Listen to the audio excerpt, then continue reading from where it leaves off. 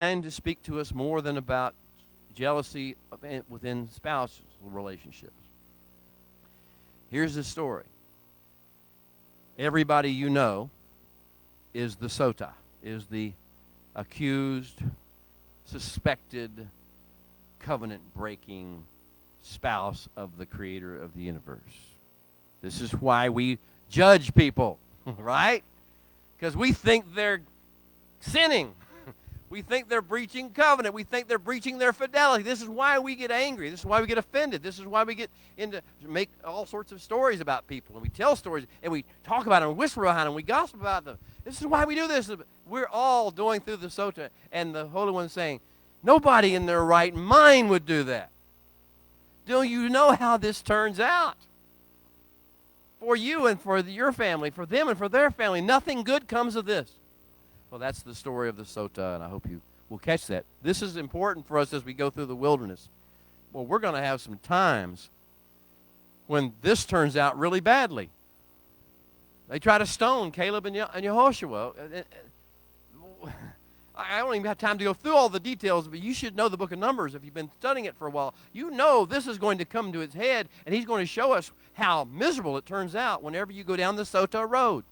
Well, I don't want to end with the sota. I want to talk about something a little more interesting than that, more exciting than that, more on our par than that. He's going to give us the protocols for the Nazarite, those who are passionate and those who make a vow to completely separate unto the Holy One for various reasons.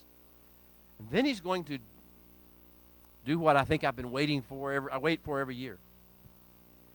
He tells us how to place his name on his people. This is the priestly blessing, it's often called. The blessing of Aaron, the Aaronic blessing. He actually gives us the words he wants us to, the vocabulary in Hebrew that he wants us to pour out. He wants Aaron to pour it out. He wants Aaron's sons to pour it out. As we train under Aaron and his sons, he wants fathers and mothers of households to pour this out. Because in this way, he will actually put his names, his attributes, his characteristics into our children or those who we bless. Now, the whole idea is to become like him, right?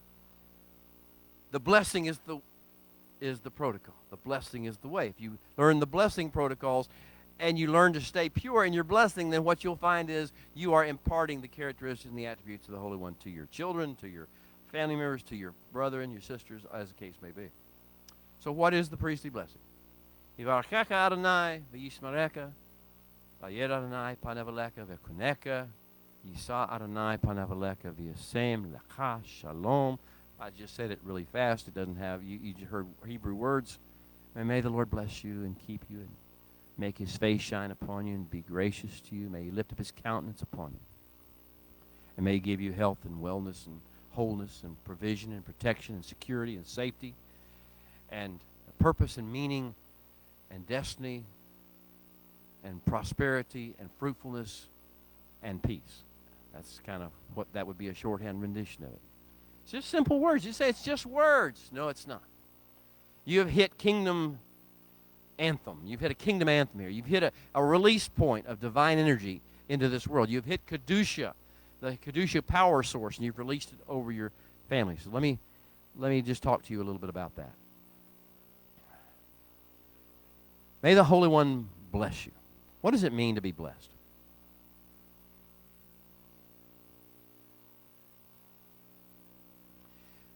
The word is barak. It's a Hebrew verb, barak.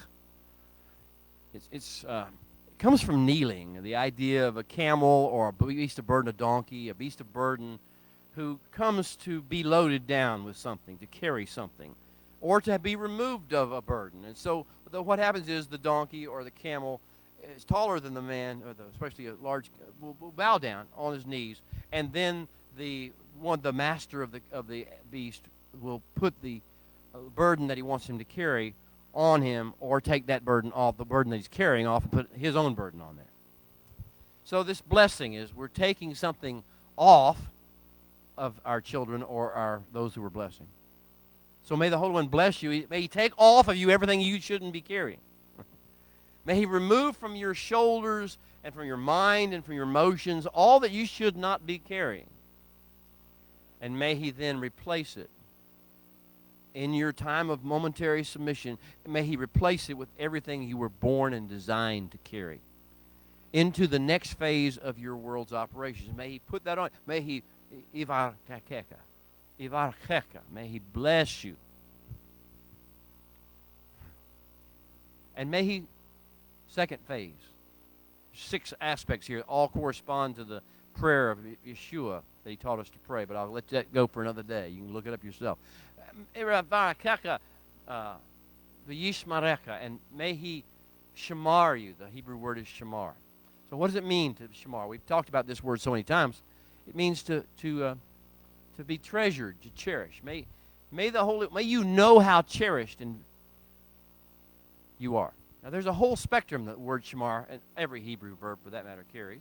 We start over here with the things that generate in your mind, the thought, and that's where you cherish and you highly value and treasure. And then it goes up a continuum.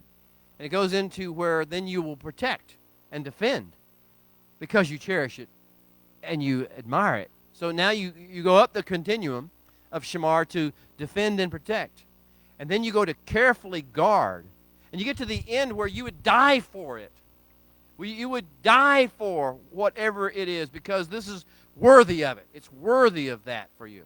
Well, now you understand what it means for the Holy One to shamar you. He values you. He cherishes you. May he do this. May this be your understanding and knowledge of how much he values and cherishes you. That not only will he give you love and affection and call you his own and affectionately treat you, he will defend you. He will defend your honor. He will defend your life. And he will protect you from your adversaries. He will be all around you like the mountains surround Jerusalem.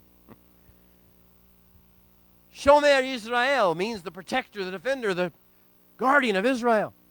And he will go and continue the process until, if necessary, when necessary, he'll die for you. You know it, right? You know this is how this works. This is the idea. May the Holy One shamar you. Yishmarecha. May you be the one he dies for. May you be the one he cherishes. May you be the one he protects. You will be. This is the blessing. This is why the character of God is all caught up. And the nature and the attributes of the Holy One are all caught up in this blessing. And we're putting this on you. May he, do you understand how much you're cherished? Yair Adonai. Panaveleki. Yair. Yair. May his face shine upon you. May his face shine upon you. May there be this glow, this light force, this light source that lights your way. May his own very essence of who he is, reflected in his face, shine upon you. May there be light always directed in front of you to show you a pathway, to give you a sense of purpose. Now, a spatial orientation. If you don't have light, you don't know where you are. You can't see things around you. You can't understand anything in perspective. The whole idea of his shining his face upon you is to show you your life through his perspective. May he give you a view of your life through his perspective, with his vision, with his direction, with the beams of light going forth to give you your next steps you're going to take. Yair Adonai panev alecha ve and kunecha. And may he be gracious to you. May you always find this favor, this delight in him, this sense of acceptance, even if he has to discipline you, even if he has to rebuke you in some way, if he has to separate you from some things. Always, you understand, it's for your good because he is giving you favor and grace and mercy, and he knows what is best for you. This is a blessing. You understand why this is the blessing of God. Ve'kunecha. Yisa Adonai paneveleka. Yisa, that comes from the same word as Naso, which is our name. Yisa. May he lift up. May he raise up. May he bring forth his countenance on you. May you start to look like him. May you start to smile like him, to express like him, to welcome like him. May you be the epitome of his face upon the earth. May he lift up his countenance on you. Wow. Ya'er Adonai. Yisa Adonai panev alecha. Wow. V'yasem lecha shalom. And may he establish for you. Sam is not give. It's so we say, and give you peace. May he establish you in peace. May he set you in peace. May he, like a setting of a diamond in a ring, on a ring, or a piece of jewelry. May he put you in this place of wholeness and wellness and healing and health and provision and safety and security and abundance and blessing and a sense of well-being and a sense of purpose and destiny. May he set you like a diamond into that setting so you can shine, so you can radiate the energy and the creativity and the beauty of the artwork of the one who created you and placed you in that design. May he bless you.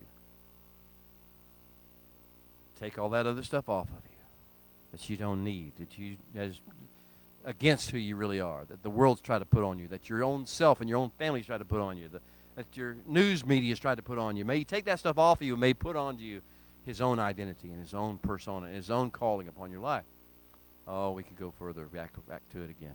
May he make his face shine on you. May he make his countenance come forth upon you. May he give you all these things. May he bless you with all these things. May he set you in this setting.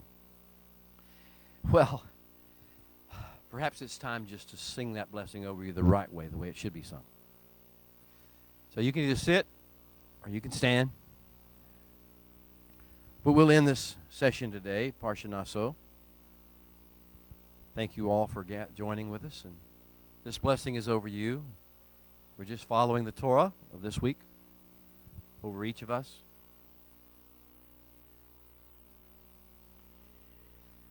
Yivarech Adonai v'yishmarecha.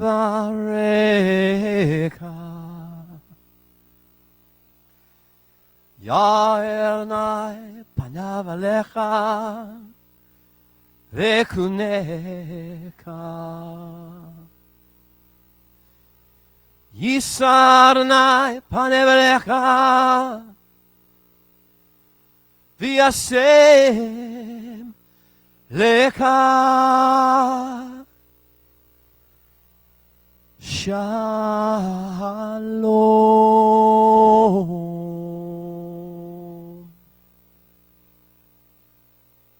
Amen.